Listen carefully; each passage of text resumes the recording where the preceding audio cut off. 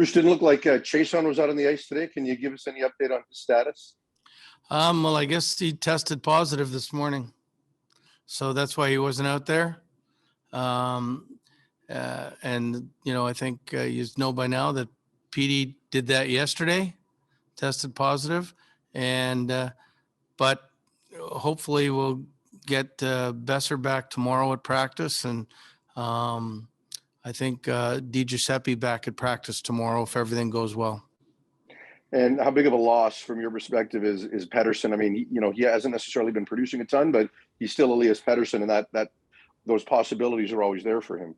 Yeah, 100% it's a loss because every team is still looking when you're playing. They're probably saying, okay, we got to make sure that we can't let Pettersson on the score sheet, and they're paying attention to him. And it just, unfortunately, it comes off of him having maybe two of his best practices of the year. And so we were really looking forward to him, playing this weekend. But, it's happening to everybody. And unfortunately, it's happening to us. And we'll just have to trudge along. We'll take a few here from Ian McIntyre, Sportsnet.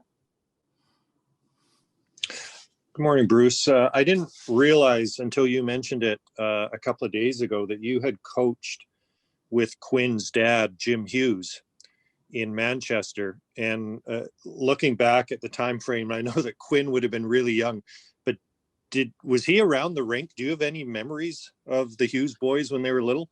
Probably not Luke, but I mean, Quinn and Jack were definitely around. I didn't. You don't put two and two together of what they're going to become, but you knew that their mother was a skating instructor and Jim was very smart hockey man. There was always a good chance that those genes would run into the kids and they'd be great players, and they did, and they are. I don't know if he stayed in touch with Jim over the years, but when we talked to Quinn, he gives his dad a lot of credit, and he says it's funny because the boys are such offensive players. They're known as these dynamic offensive players, but he said their dad always stressed defense to him. And I guess that was kind of his field when he coached as well. Yeah, he was the defensive coach for me and the penalty killing coach. And he was very brilliant and bright ideas, and probably a little bit before his time. I mean, he'd coached in Boston with Robbie Ftorek before me, and some of the ideas that he said to me, I mean, still resonate with me, and you try to apply them. And finally, after last season, I think the former coaching staff, they put together a package or recommended for Quinn, who wanted to improve the defensive side of his game. They put together a list of players who were kind of his size. And one of them was Jared Spurgeon, who you coached in Minnesota. I know they're very different players overall, but are there similarities in how they defend? Well, they're both small, but Jared uses a long stick where Quinn doesn't. They're both elite players. I mean, I love Jared Spurgeon as a player, and both really competitive, but I don't know if the styles are the same at all. I think Quinn's way more dynamic. But I mean, the one thing you got to give Quinn tremendous credit for is that he went home last year on a mission to become better defensively, and he has. And he was really upset with his plus minus numbers, whether people believe them or not. There's still things that you see every day when you pick up a stat sheet, and he's improved them by so much. And I have the utmost of faith putting him out there on any defensive situation as well. We'll move along now to Patrick Johnston, Post Media. Bruce, been quite the turnaround for both parts of your special teams, power play and penalty kill, since you took over. Was there something in particular for the power play or the penalty kill that you thought needed fine tuning to get them to this point? Well, Scott is in charge of the penalty killing, and one of the things we wanted to be is we wanted to be aggressive. We couldn't, I mean, we watched, and I don't know how it's going to turn out down the road. We're playing some pretty good teams coming up with great power plays, but I mean, you have to be proactive. You can't let great players give them the time to make plays or they're going to score on you. And I think the other thing penalty killing wise is we haven't, I think there's only one game we've taken more than 3.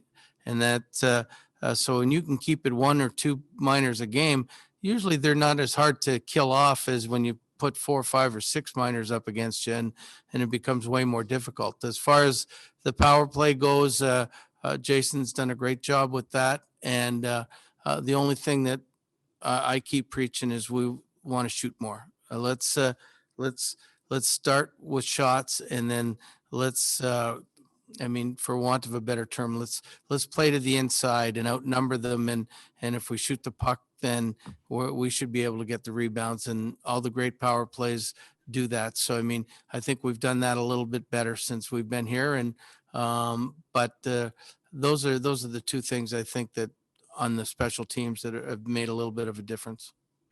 Senators still have, I think, 4 guys in protocol. I mean, how difficult is it to prepare for an opponent right now, given, sort of day to day, you're not sure what their lineup's going to look like? Well, you know what? Quite frankly, we prepared on how we play. I mean, so I mean, whether they have their whole lineup or not, I mean, the only big difference would be, do we match lines at all? I mean, and because I'm more worried about when our team plays the way we're capable of playing and the way we and play well, then we usually succeed. That's for any team I've been on. And when you start worrying about the other team too much, then you stop playing your game. And when you're just doing that, you end up chasing the game and chasing the players. So we don't want to do that. When Ottawa comes in here, we'll be missing players. They'll be missing players. But if we can focus on how we play, we'll be happy. We have a few more questions lined up. First, we'll go to Gemma Karsten-Smith, Canadian Press. Hey, Bruce. Sorry. At the end of your first week, I asked you what the experience had been like. Wondering if we can check back in now that we're at the end of the first month. What's the first month of being coach of this team been like for you? Well, I mean, listen, it's pretty hard to say it's been anything other than incredibly good. I mean, we haven't lost a game yet. So, I mean, I know that eventually that's not going to happen, but I always say, why not? Why? I mean, just because it hasn't happened, you got to be able to keep winning. Every game starts even.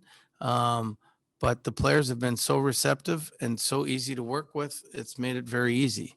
So that's my take on the first month. I mean, I've asked them to work hard. They've worked really hard. I've asked them to do certain things that are a little bit out of their comfort zone. They've done that. I've asked them,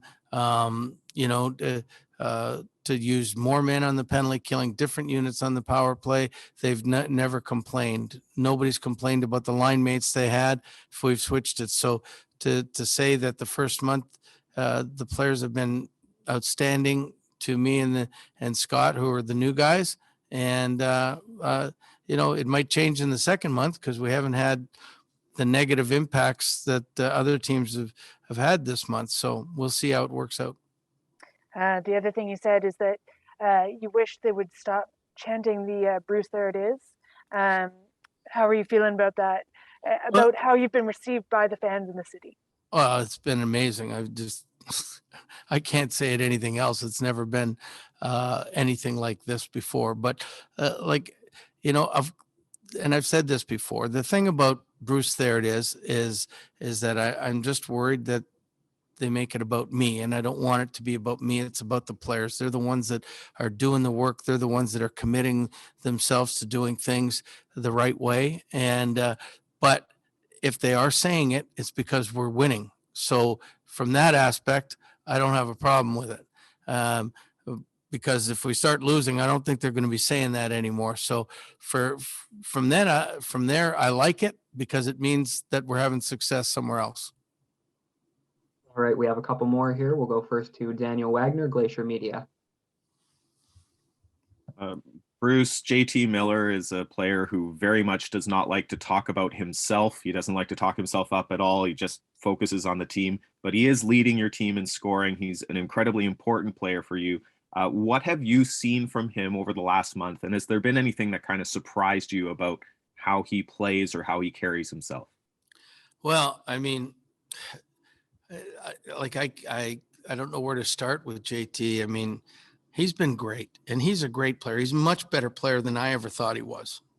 And I don't mean that demeaningly wise. I mean, I knew he got traded from the Rangers to Tampa, and then from Tampa to here.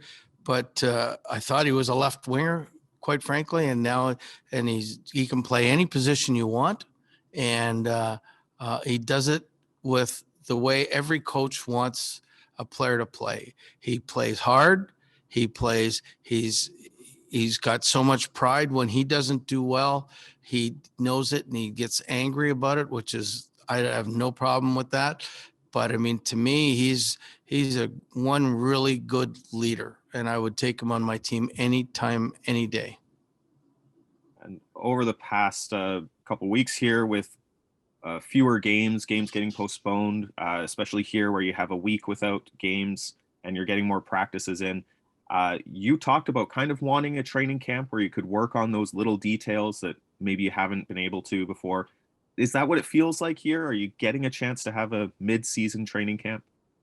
Yeah, I mean, it's been great that way. I mean, it's better than learning on the run when you're playing games. But I think every coach loves to start out training camp, because unless you're the champions, you got things to work on. And even the champions have a big turnover usually in the summer, and they have things to work on. But that's as much as you dislike training camp because you want to get to your team and everything else, it's so important to learn exactly how you want to play by having training camp, if that makes sense. For sure. And we'll return now to Farhan Lalji, TSN, for one final question. Hey, Bruce, just to circle back on Chason, and I asked this because he went through it a week ago. I assume that this testing is completely separate from that, but is he actually in the protocol now, or does he need to do a PCR test before going into the protocol? I really don't know the answer to that. I just knew that he tested positive this morning, and that he wouldn't be at practice. And I haven't had a chance to talk to John since then. I hate not being able to give you the answer, but I will check right now. I mean, and when I'm done, whether he's in the protocol officially, and I'm getting people shaking their heads at me. So Victoria says that he's not in, then he's not in. So I guess he's not in the protocol yet. Thank you.